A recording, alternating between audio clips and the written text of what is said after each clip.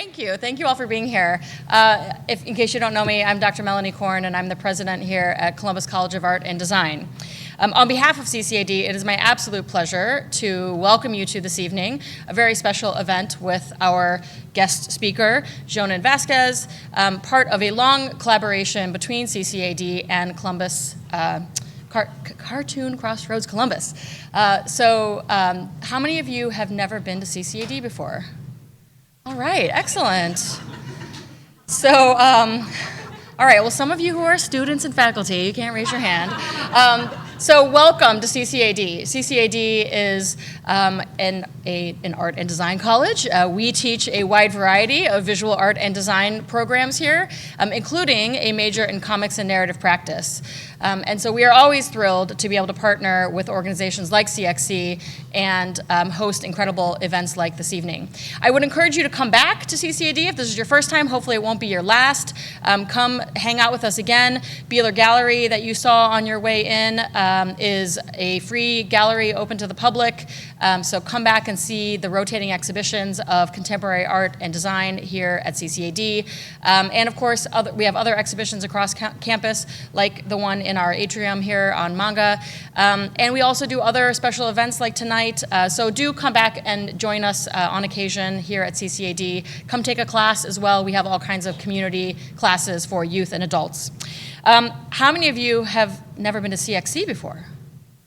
All right, oh my gosh, look at this. See, you get all these new people here at CXC, that's awesome. Well, I'm sure you know this because you're here, but just in case you don't, CXC is one of the premier celebrations of comics and animation across the country.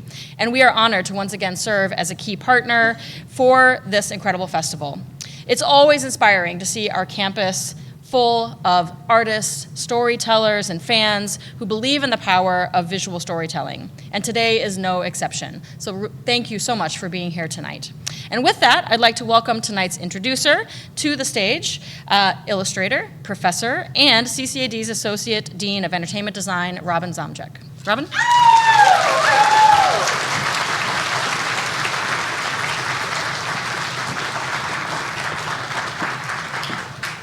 Thank you so much, Dr. Korn, and thank you all for being here tonight.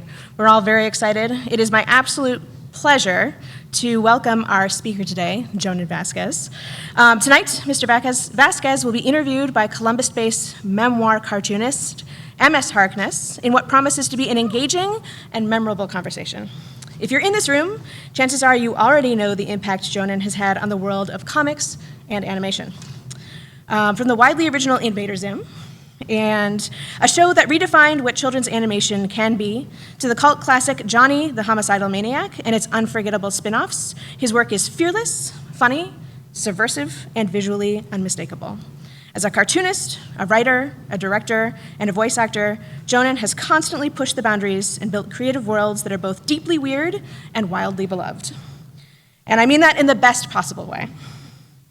He's a true original whose voice continues to resonate across generations of fans, among artists and creators, and students, including many here at the Columbus College of Art and Design.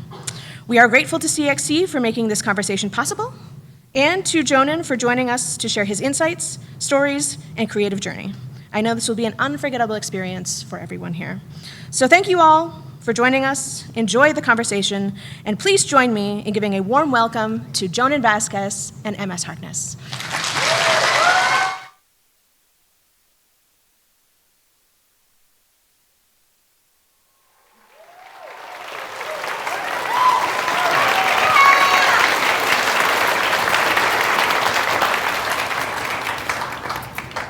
I'm going to take a big chug of my water here. I'm going to test your mic. Hello. Hello. It's working. It's working. We're so excited to have you. This is so special. You haven't done a lot of these, which makes it so special, CXC magic, that you're here. Not usually like interview stuff. It's usually me on a panel just screaming about something, and then I leave, not usually answering questions about stuff. We're going to pin you down a little bit here, but again, we're just very happy you're here.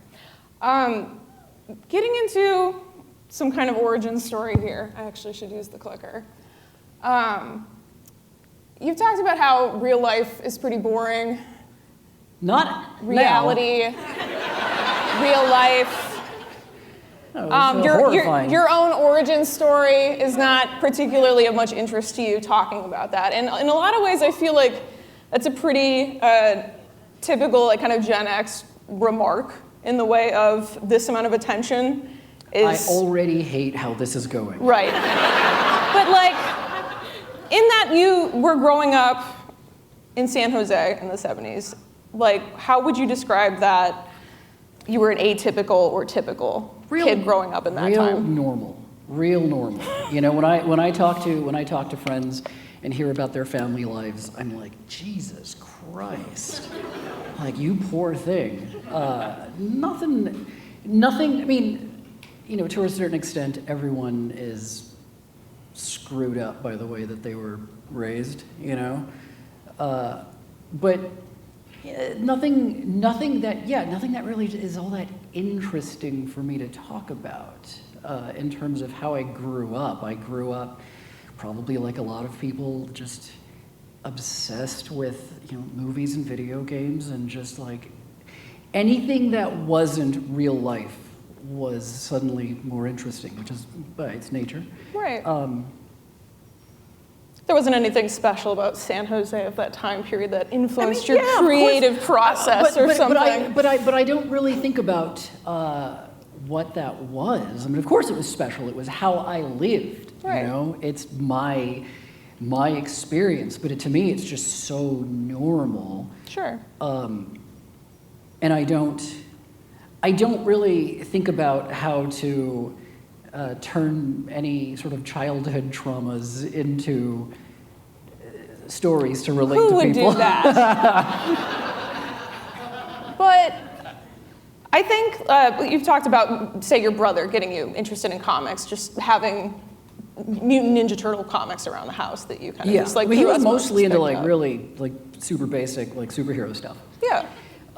Which I liked just because, you know, it was people who could fly and there were monsters. But I didn't come from comics. You know, it's so interesting talking to a lot of the people that I've met here, where their lives, they are defined. There's like tiny comics floating through their bloodstreams, and that wasn't me. To me, it was just more of a general.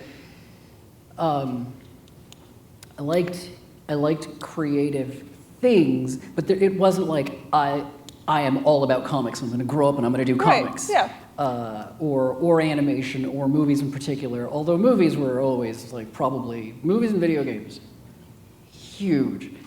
Well, when you talk about your inspirations for things, and I think we see in Squee and Johnny and I Feel Sick, like the way that you put panels together, it's very cinematic. Like, and I think where you talk about your inspirations, it is films, movies, and video games, more so than comics, right?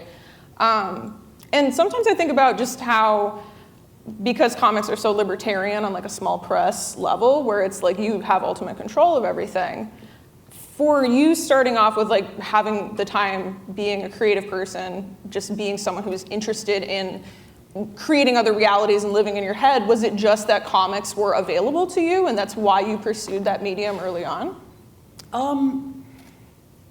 It's not like I felt like, oh, this is my only choice. I like it's storytelling.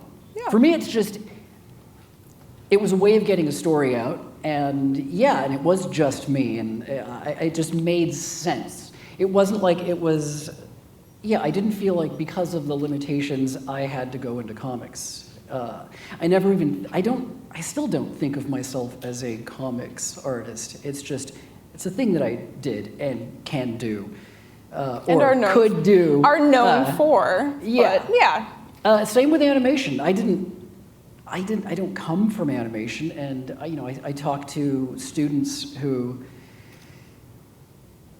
what I've done is what they want to do.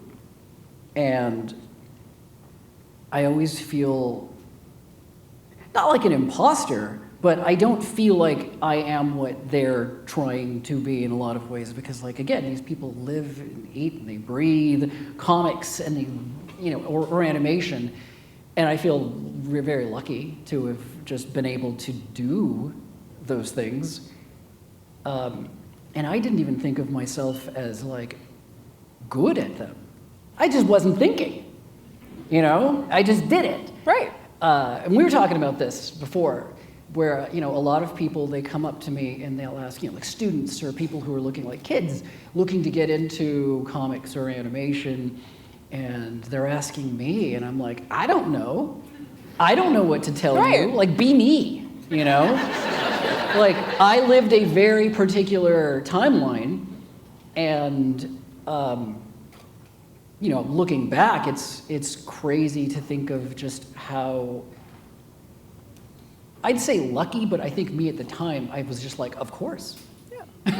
You know, like, of course I get to do this. Like, what else am I gonna do? Sure. And it just worked out, which is crazy. It's crazy to think about, you know? I could have, you know, I have friends, and I know people who I think of as being infinitely more talented, like, technically, just, and, you know, they didn't have those experiences. They didn't have those breaks. It's just chaos. You can't control anything. You're screwed, you know? Wise words. Or you're not, but that's very rare. Well, and I think it's reflected in the fact that you spent very little time in self-publishing. In terms of you're making Johnny as, like, a teenager, and you put this thing together in a way that, like, slave labor graphics could kind of, like, handle it, some parts of it for you. You went to some small press shows. You met a lot of people there that then worked with you on Invader Zim. Yeah. Through that vein, and I think, like, you showed up to SLG, I would assume, to Dan with, like, a very kind of finished idea, like, this is what I have. And so, like, you know, this is just compared, say, to people in, say, starting their career in, like, the 2000s and the 2010s, where it's like you really you go to the shows and you do the circuit and everything like that. And so I think, you know, where you find that success early on, you know, you don't necessarily have to stay there. I didn't even do, like, comic conventions until I had published Johnny. I'd never been to one. And what was that like in the way of, I mean, just like cool. showing up? And were you just doing it with SLG or by yourself? Yeah, with SLG. Okay. Yeah. And so, I mean, and you've talked about just, you know, how early on that happened for you. It wasn't necessarily something that you had to think and plan out. Like, what did that success mean to you as someone who's working at a video store and all of a sudden you don't have to work at the video store anymore? It sounds so bad. It didn't mean anything. It's just like I worked at a video store and I had fun, and then I was doing comics and I was having a lot of fun. Yeah. It wasn't like, yeah, I didn't have that, like, yes, I did it moment. It was just like, yeah, this is the next, I'm doing this now. And that was your age too, right? Like, of course that would be the thing, right? You would just make it and everyone would like it, right? I was doing this in high school. I had to put a Happy Noodle Boy in there for you too. Oh yeah. Yeah, the real. That's where I peaked.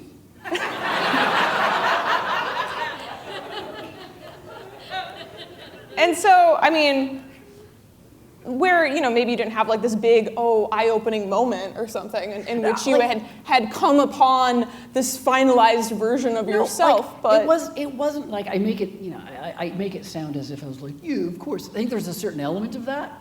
But I was enjoying, like, I remember when the first issue of Johnny was on shelves, I think I was in San Francisco, and I had just stopped, like, into a comic shop, and I saw that they had it.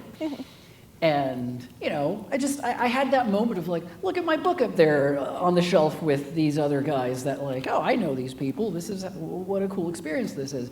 And then someone, while I was there, came up, saw the book, and they, you know, thumbed through it, and they bought it. And I was just like, that's pretty cool, right? You know? Yeah. And I think I even went up to him. I'm like, that's my book, you know.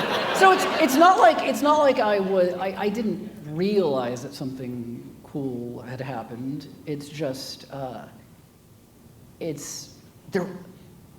One of the things that really stands out to me, especially when talking to people who are looking to get into, again, comics or animation, is just how miserably anxious they are, And it's sort of a thing that you can't really help. I didn't have any of that, and I feel very, very lucky now looking back.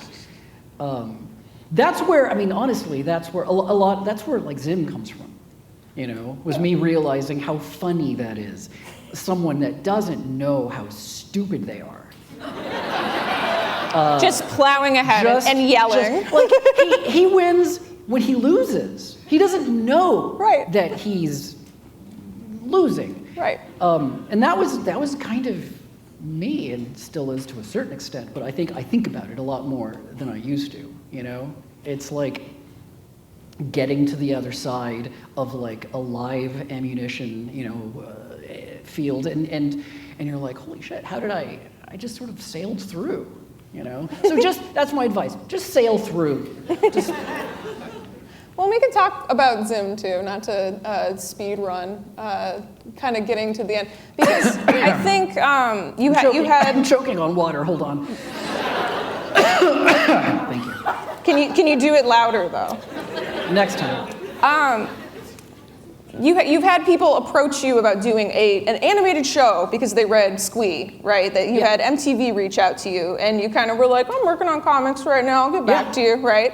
Yeah. The story being that, as far as I know, that you got taken out for Chinese food by Nickelodeon. Yeah, Mary Harrington was the executive producer on Zim. And that's not quite how it's done anymore. No, I had a real, again, it was real weird, different times, when I had a meeting, I was doing like a signing tour for Squee, and then on that tour I had a meeting at Nickelodeon, and then that went straight into, come to LA and develop the Bible for the series, and Nickelodeon had like put me up in an apartment for a couple of months, like on their dime. I haven't heard of that sort of thing happening since. It's crazy. This is a weird place. Right. And I mean, where you're going into it, again, young enough to not know any differently, just like, yeah, sure, I'll do a show. Like I will be surrounded by people that will, assist me to the degree that, I will cover for whatever I'm not, understanding. Yeah. But I mean, I'm just curious to the extent that, like, was there a point, you're in the trenches, you're working on it, where you actually feel like, oh, this is going to happen. Like, you talk about just the fact that the show came out, and it was like, I didn't even realize anyone was paying attention, and then you have something that's, touched so many people to the extent that it's still such a big deal so many years after it came out. Like, at what point, like, was this the second season that you realized you actually had a show that, like, existed in reality, or?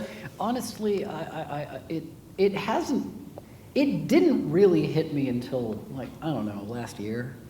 Yeah, like, because I'll have I'll do like the occasional like appearance, and I'll have like grandparents coming up to me with their grandkids, and they've both watched the show. I've got a lot of parents who grew up with the show who then spread it to their kids. And just hearing stuff like that, hearing that you're part of like someone's Christmas traditions,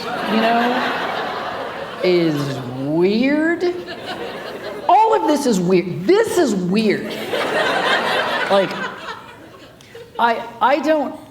I'm very uncomfortable around people who like aspire to be like famous. I think it's fucking stupid. Because it's gross. And I wish that didn't become as much a part of my brain. And I think it's been part of me, is sort of just like it's what's cool is talking to a lot of the people who, you and I've met people that I've never met before, who are doing comics And, you know, I was speaking to someone, is he here, Raul? Is Raul here? Yeah, you know, and he's like, and we were at the bar last night, and he's like, yeah, I've done 9,050 books this year. And I'm like, holy shit, and I just, you know, I did just like I can count them on my hands, and it really makes me, it highlights how different I think I am from a lot of the people who are out there doing stuff, like really cool stuff, or things that I don't even like, but like I have full respect for because it's their life, it's their lives. Yeah. And I think I just got really creeped out. It's like, I like making things. Really, that's what I like to do. I love storytelling. I love to sit down and I love to draw. I love to write. I love to do all of those things. I love just being up in my head and getting that stuff, and just developing things, even if it's never going to go anywhere. Well, that makes me happy, but I don't. I think I got the willies when especially after working in animation, because it was a much bigger audience and it was a much spookier audience. Right. And I love Zim. I don't really like what it did to my life. I think that's fair. I don't think anyone thinks that you try to make Zim or Johnny to become famous. I think that I think it's pretty evident with, again, how you've navigated, maybe you don't want to call it your career or whatever, in terms of a series of decisions that you made. Just having to sort through that process for the first time, where you're emerging into animation, are there aspects to it that the creative process that goes into it as far as decision making or handling these things? I mean, is there something about that you really learned to like? Is there something about that you detest and you never learned to love? There's plenty to detest, but I think that I like the early stages. I like that, that's the thing that makes me happiest, is when I'm coming up with an idea. I'm coming up with a show, I'm coming up with the characters, and I'm coming up with a world, and suddenly it's like, there's a point where it just sort of goes on autopilot, and it's like, it's a place to you. It's a place you can visit. I think it's neat, It's my favorite thing, and it's never changed from being, the smallest, tiniest version of me. It's just fun. And then there's a point where, and I it is some of the only advice that I give people, especially getting into animation, is to front load yourself with as much love for the thing that you're doing, because the moment you enter into it as a business, it's just, that love is your force field. And from that, from the very beginning of it, everything is just eroding. You're like a space shuttle returning to Earth, and you're just being burned away, and your patience is being burned away, and you have less and less time to do the things that are cool, like sit down and draw and write and have fun, because it's about, it's business. And that isn't cool. That's just, again, I have great respect for the people who enter into that sort of thing knowing what it's going to be like. Because it's always going to be, at some point it always becomes just a huge pain in the ass. But, if you're lucky, there's some bit of you that survives the process, and you can look, I'll watch Zim, or especially something like Florpus, the movie that we did. And it makes me laugh. I see all the flaws, and I'm like, my God, that's ugly. But it makes me laugh. And the fact that it makes me laugh is amazing. It's amazing. It really is. I mean, when you have something that you've made in hand, it's almost 4 or 5 seconds of joy before it's you see all the seams in it in a way that can be. I mean, I can't help but see all of the. Yeah, that's being a creator. But yeah. I mean, and now now that maybe we're getting a little bit of the bitter Krusty the Clown kind of out of you, and in the way of having the experience you've had. Picture of Ricky up there. We had some. We got these are from the DVDs. Yeah, they are. Yeah, going back here. I had one of them. Yeah, we had Richard up there too. Look at him. He looks like Richard's son. Going back and forth. So now that you have all this experience, though, now that maybe there's a voice in your head that says, oh, this isn't going to work because of the structure that I have to work within, is there a way that you can kind of get around that in your creative process to actually try to come back to wholly creating things without feeling encumbered by the reality of animation or whatever structure you're working in? I mean, I think that I've definitely gone too far in my own head, where I definitely talk myself out of and I talk people out of working with me. I'm really good at shutting things down before they can really start, even with people that are interested. I'll get that second meeting and like, this was great. Like, let's set up another meeting. I'm like, okay, and then I just don't go to the meeting. Because there's that thing in my head where it's like, and it's that thing that's always been there where, I think about like, oh, cool, I got another meeting, they're interested. And then there's that voice where it's like, don't work with them, they're going to fuck it up. It won't be as cool as it should be. And then I'm, I did a comic, I don't know what comic it was in, but I did a comic where I make a movie. And it's the worst goddamn thing, and I specifically wanted to make something that was just unwatchable, and it ends with me being a hobo. And that's real. I think I'm like so close to hobodom now. But you're talking about your desert villa that you're going to live in at some point, right? Oh my God, I'd love to live in the desert. Well, and I think where there comes a point where there's no more Zim until we get Florpus. You've done so many smaller projects. Comics. There were the comics that came out before Florpus. Which you wrote to some extent. Some of them. Most of them I didn't write, but I wrote like I wrote some of my favorite ones. Yeah? And you did your the Ninja Turtle short. Yeah, I did a short for. I like stuff like that. I like when I'm working with people who know what I'm going to do, and I'm not trying to, sell them on the thing. The Ninja Turtles thing was really fun. I love the Ninja Turtles. I think, where you get older and you understand how long things take, I think that's a pretty natural progression to the extent of like, I'm not going to be locked in for years and years and years on this thing that's maybe not even your own, that you don't have control over.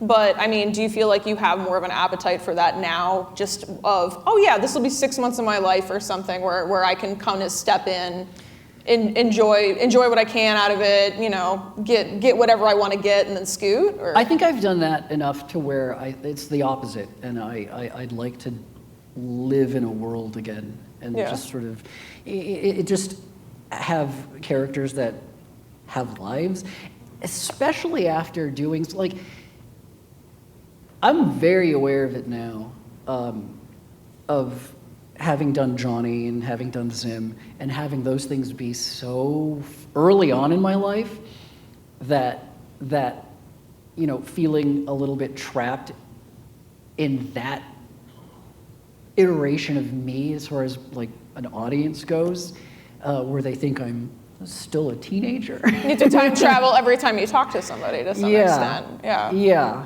I mean, I would love to do something that's more from who I am now. But there's that feeling of like, who's gonna give a shit about that? They want, they want Zims and. I think we would all give a shit, wouldn't we? Absolutely. You're lying. Gas bullshit. Him up. Gas him up. Absolute bullshit. So. We'll nosedive. We'll take our shuttle right back into bitter territory. A quote that you've said that I've heard that I think is really on the nose and important is that anytime an artist finds a way around the system makes it sure that can never happen again. Oh yeah. You've talked about just your own experience of working on Zim. You've maybe hinted at like just the way that animation is structured kind of in like a post-adventure time world. How things work. How do you feel like you've thwarted the system in your career? Is that just the fact that you were able to make Zim, period? That exists in the world? Do you feel like that was a workaround and then that door is just completely shut? Or how do you mean? Like, I'm not really sure what you mean.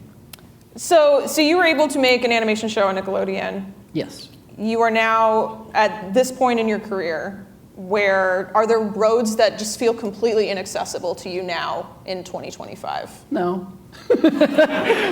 But because I worked on Zim, because I have Zim behind me, in a way, it's harder to go. You know, I've had development experiences. I was at Disney. I was at, you know, I've had experiences elsewhere where Zim existing made it. Like I have like my previous stuff sort of thrown at me as reasons for why I'm having a hard time on the current thing. Like when I was at Disney, there were, you know, you're coming up with a new world, and Very Important House was very different from Zim.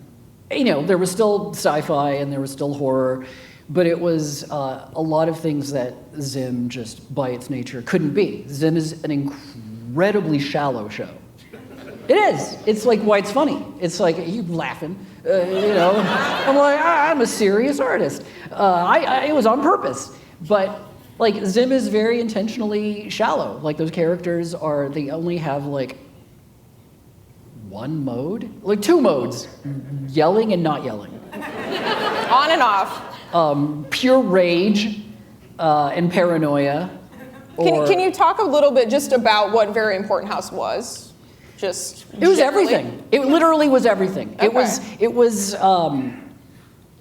It comes from that place where you're a kid, and for me, watching movies, I loved knowing that people were. I knew it was always like make believe. I mean, like my brother and I would be watching the worst horror shit, but laughing our asses off because I knew this is fake. All this is fake. Yeah. But I'm still little enough to think it's also real. You know, this is real. There's monsters. I grew up in like 70s and 80s, so like Satan was everywhere. He's coming back. And it wasn't just that. Yeah, no, he's here.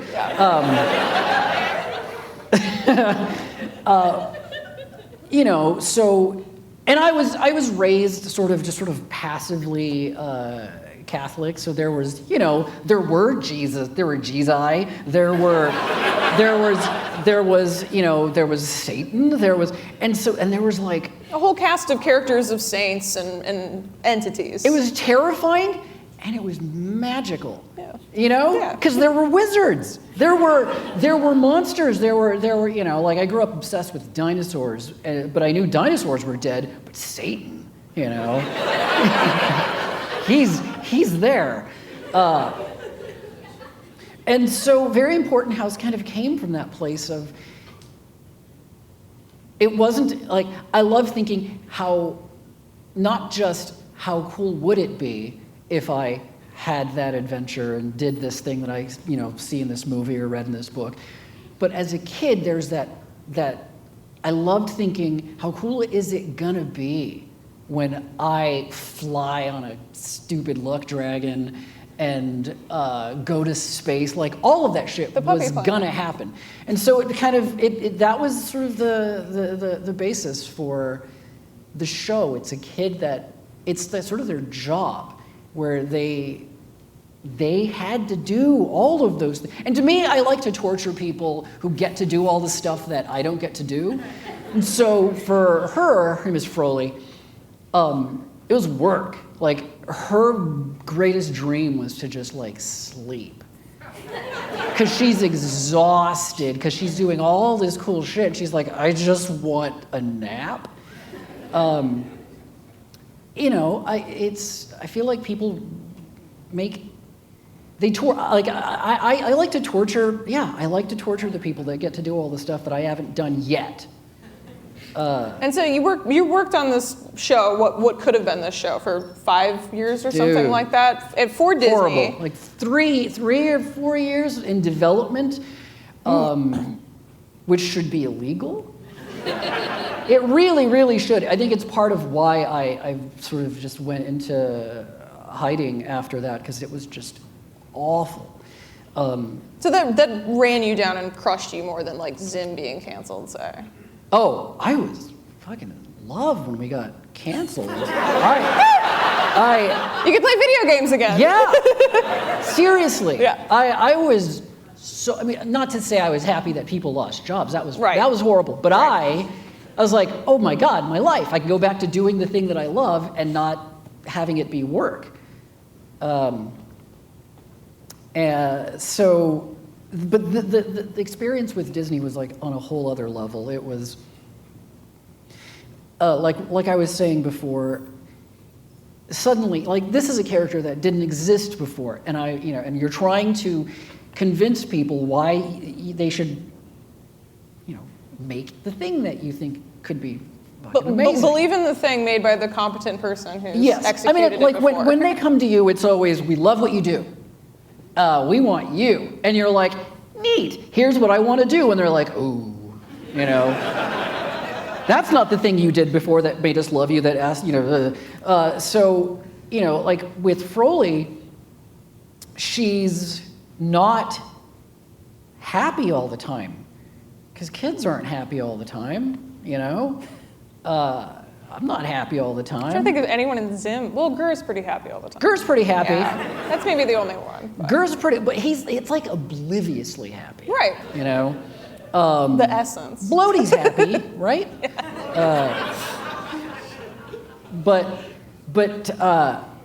She's, and that was, we had a lot of trouble with that she, she has like a little sidekick, a little character named Grandpa, it's like a little cat. And they would argue, they're best friends, but they would argue. And this was the era of like shows that were always like two little buddies, and they would always do like a fist bump or like a booty bump, and it was just like, yeah.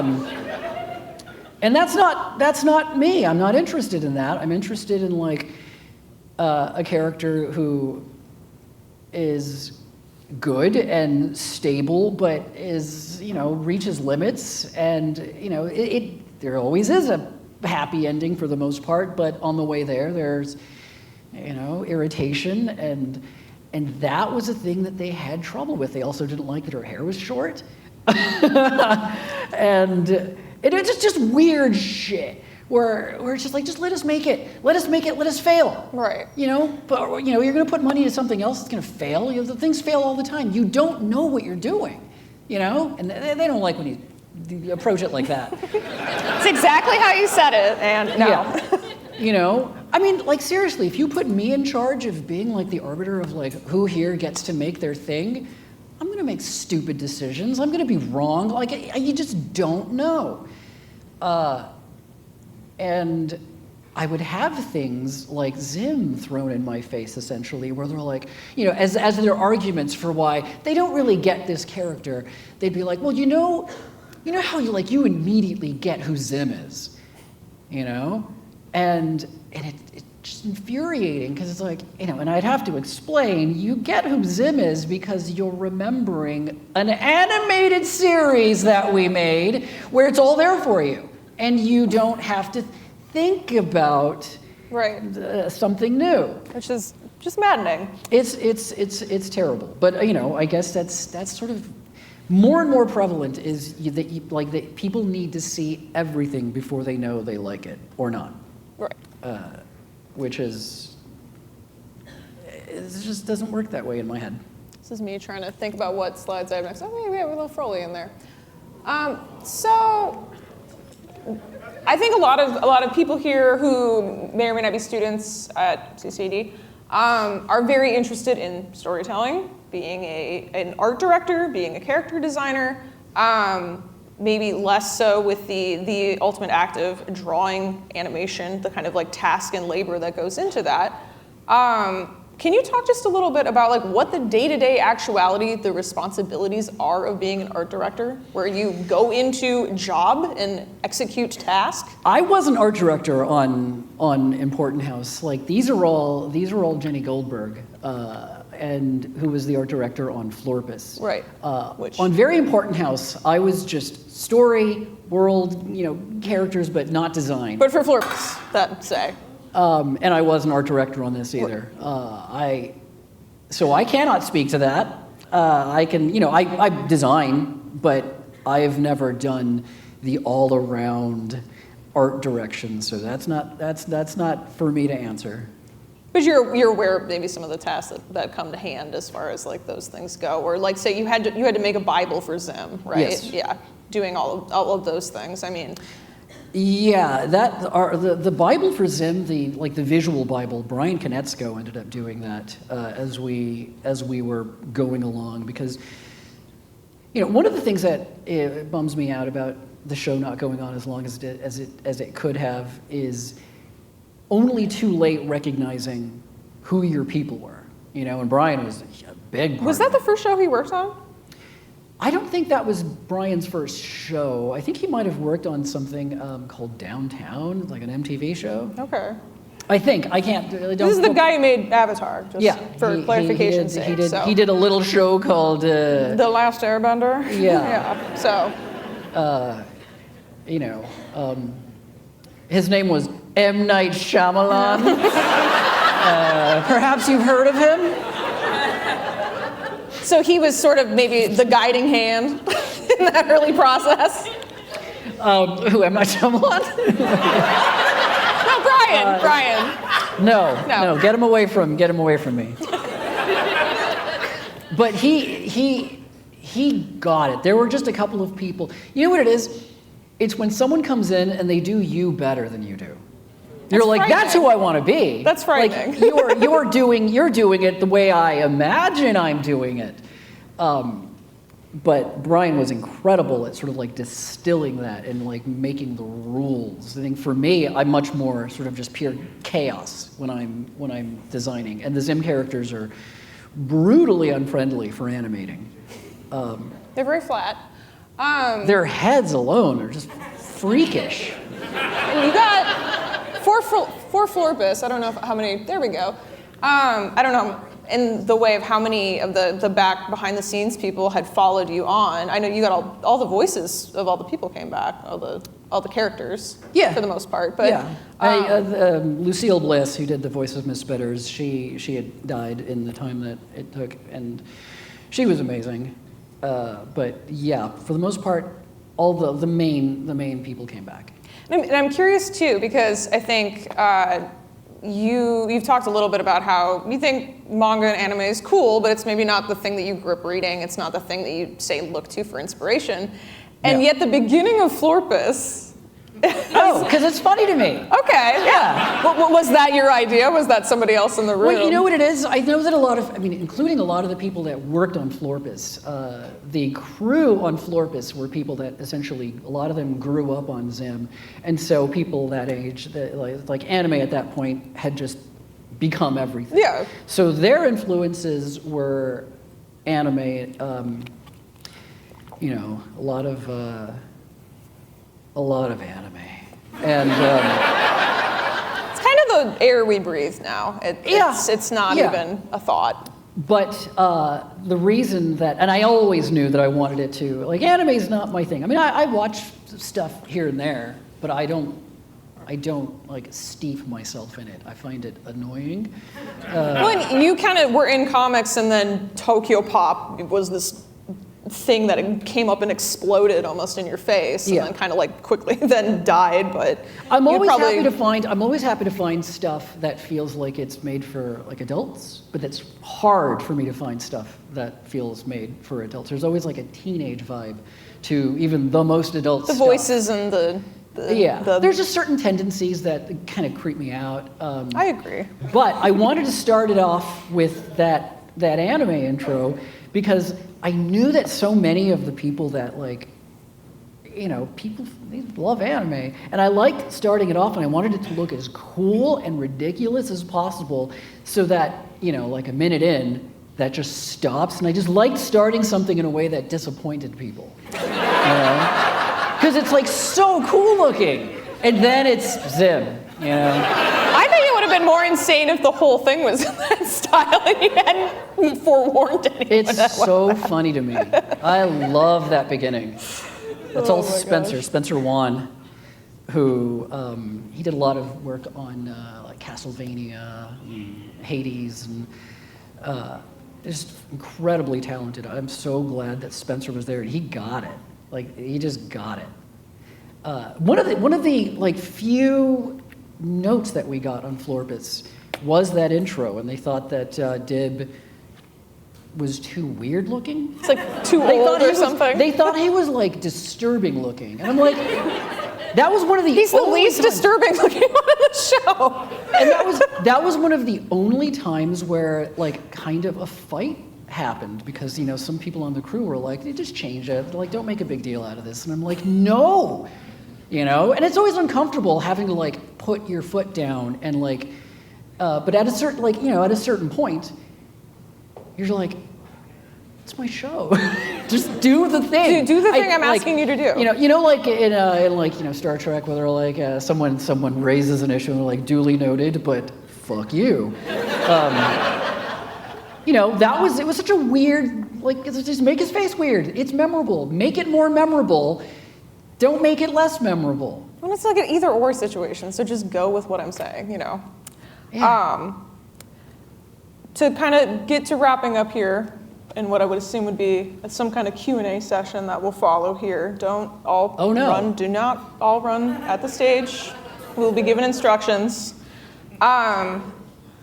This year, the extended Johnny multiverse turns 30 years old. Way. You introduced all these characters of Squee and all of them, and at this point on, you've had fans and critics alike all making all kinds of assumptions about you and your interests and your work based off the content and the humor that's present and the horror.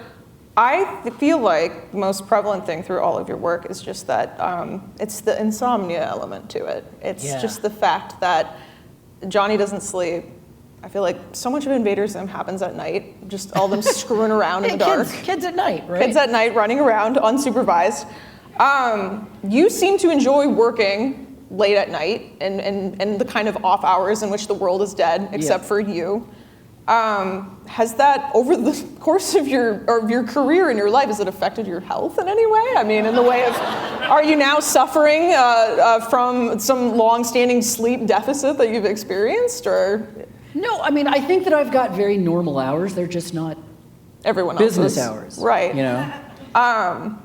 Do you still sort of distrust sleep? I mean, like, yes. I hate it. I really, really, really don't like sleeping, and it gives me the willies when someone can just like, their head hits the pillow and they're just snoring like within seconds. I don't get how people do that. I don't get how people aren't losing their goddamn shit 24/7.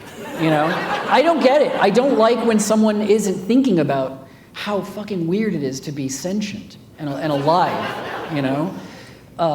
Is there a magic hour at night or in the morning that is like your perfect time of day? No, I just like when the sun's not around.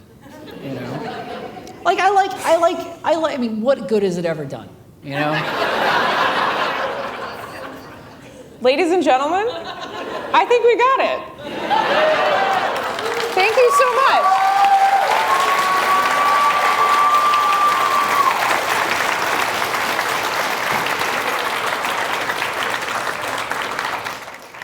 All right, amazing. Oh, this might not be on. Okay, I'll try to use my teacher voice. Okay, the way this is going to work, since we have a full house and we'd like to keep the aisles clear, I am going to point at people, so please raise your hands if you have a question. I apologize, we will only be able to get to, so many people. There is a reception after this out in the atrium where you all came into the building. One of the things I want to say really quickly while I have all of your attention is Jhonen will be at the reception, but Jhonen is going to have a signing. If you want something signed, there is a signing at the library tomorrow at 1:30, and that is where he will be doing that. But yes, I will take a few questions. We'll try to get to as many people as possible right here in the white shirt. Please wait for, so our lovely MC Ben is going to be bringing a microphone around. Please wait until the microphone is to you so everyone can hear your question. Thank you all. Hi, my name is Alex. Hello, Alex. It's really amazing to hear you talk about your career in all of this context. I actually just signed the LLC paperwork for my own animation studio. Thank you.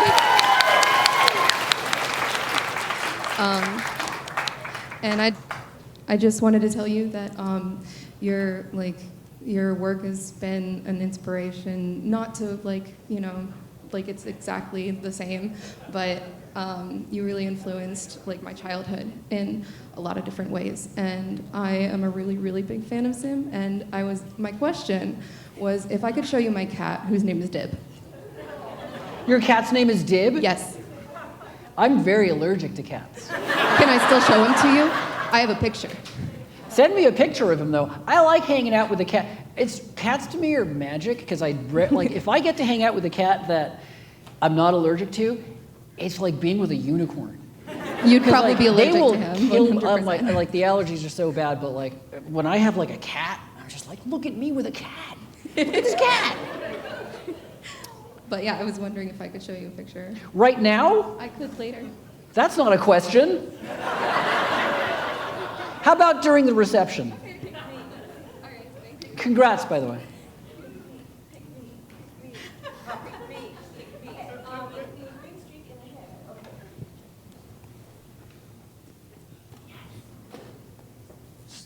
So, being judged by the work that you did when you were so young sounds like the most obnoxious thing ever. I was just curious, what are the directions of stories that you want to follow if you could wave a magic wand and nobody would tell you no?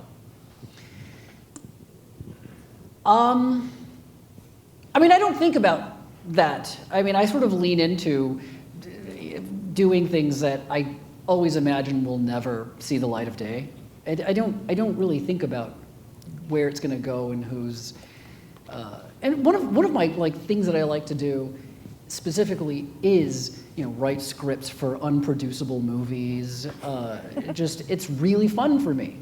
And if ever something like that turned into something that'd be the best. I don't think it's not part of my brain to be thinking about, are people going to like this, or oftentimes it's like I'm making stuff for people to hate. It's a fun little challenge. So so much time has passed since doing those older books that I now have a greater understanding of just how much more painful and miserable things can be. So I feel like I would be better at getting some of those ideas across. Whether or not that's appealing to the same people that like Johnny and Zim for why Johnny and Zim are the things that they are, I have no idea. But I won't go into the stuff that I have in my head right now. It's too much. But thank you.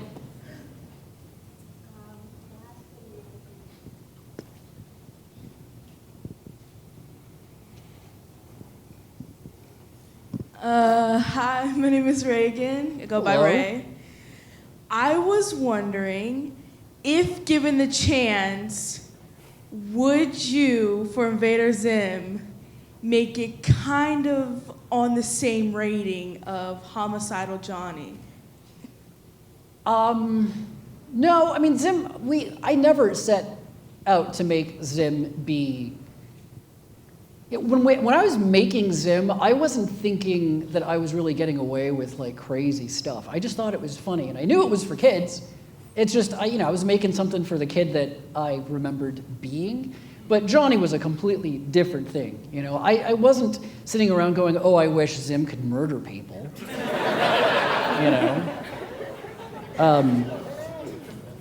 Are you named after the president or the possessed girl?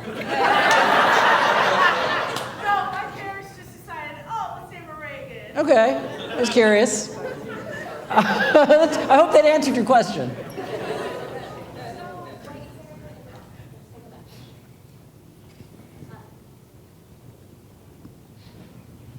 Hi, I was just wondering, I read Johnny the Homicidal Maniac when I was around 16-ish, also very into kind of like punk music and like Nine Inch Nails and stuff. So I was just wondering, is there any like musical influence that you kind of have in your work? Yeah, I mean, a lot of sort of industrial Nine Inch Nails, a lot of stuff of that time, a lot of film soundtracks. A lot of video game stuff that, wasn't as easy to get my hands on, but I'd be recording it off of the actual consoles. Weirdly enough, and it's always funny to me because I love that soundtrack, and to me, it makes me think of those years working on those books, but the soundtrack to The Piano, Michael Nyman, people are like, Johnny the Homicidal Maniac, Holly Hunter in The Piano. I love that soundtrack. I love Michael Nyman. I like a lot of minimalist classical, a lot of Philip Glass. There was a lot of Philip Glass and Tom Waits when I was working on Johnny. But like all the sort of like the Nine Inch Nails-y stuff, I mean, that was just, of course, that was there. But the stuff that I remember most of all is that other stuff, the sort of weirder stuff. Okay, I'm checking my watch. We, I think, have time for one more question. Then What is time? Are they kicking us out of here? Probably, but there will be the reception afterwards. Not without me. And the signing tomorrow, so you will have more time to talk to Jhonen. Why don't we haven't done this side of the room, green t-shirt. Run for it, Ben.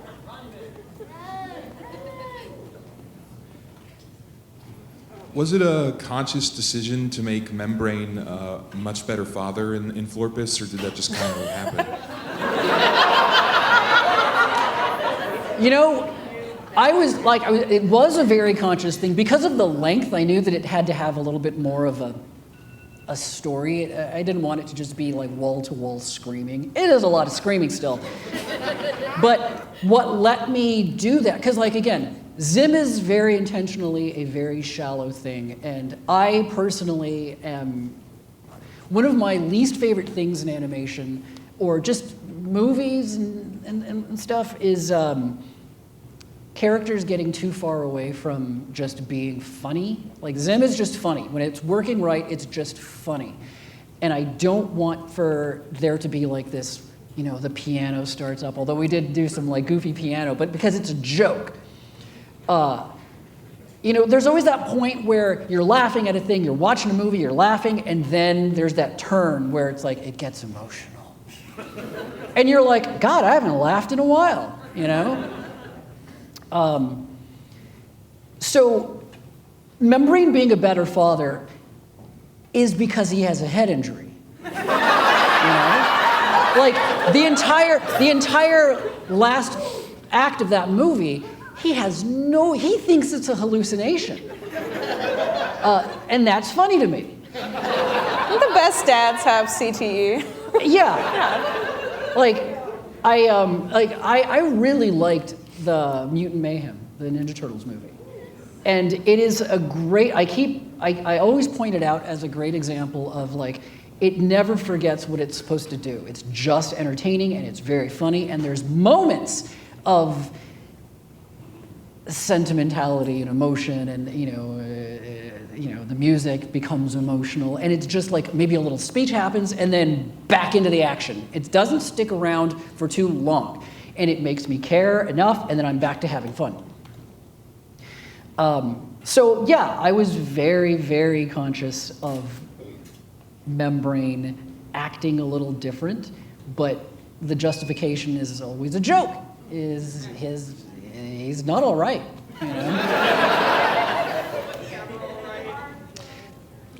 He barely knows he's got kids,